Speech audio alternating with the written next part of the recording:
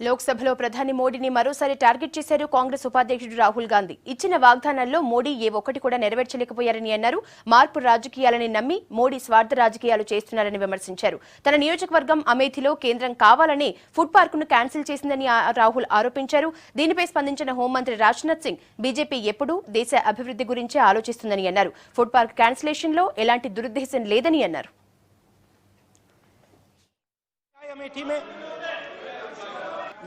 और उन्होंने भाषण में एक अच्छी बात कही कि मैं यहां बदले की राजनीति करने नहीं आया हूं, मैं बदलाव की राजनीति करने आया हूं।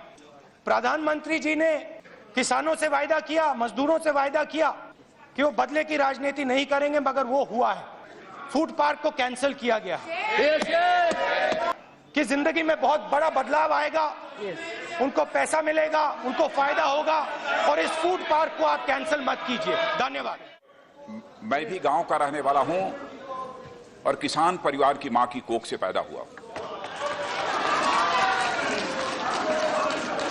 अभी इस सदन के सम्मानित सदस्य श्री राहुल गांधी जी ने यह कहा कि 2 रुपये का आलू जब उसकी चीज तैयार होती है तो 10 रुपये की दर से बिकती है।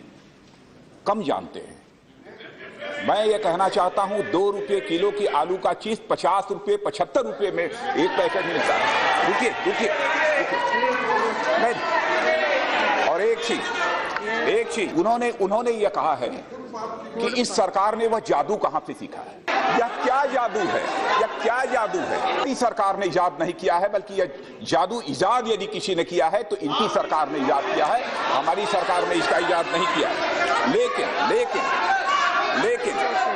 लेकिन जहां तक इस फूड प्रोसेसिंग पार्क का सवाल है, इस संबंध में मैं कहना चाहूंगा, जहां तक इस मेगा फूड पार्क का प्रश्न है, यह मेगा फूड पार्क, इसको प्रिंसिपल अप्रूवल 2010 में मिला था, और इसमें नहीं, अब 3 साल 4 साल जो हो रहा था उसकी मैं चर्चा नहीं करना चाहता हूं।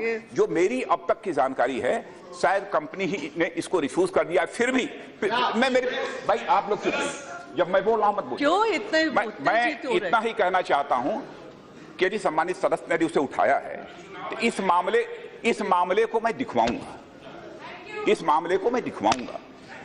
है क्या नहीं। आप बिल्कुल बदले का, राहुल जी, बदले का तो सवाल ही नहीं खड़ा होता। बदले, देखिए, हम तो यह मानकर चलते हैं, हम लोग देश का विकास करना चाहते हैं।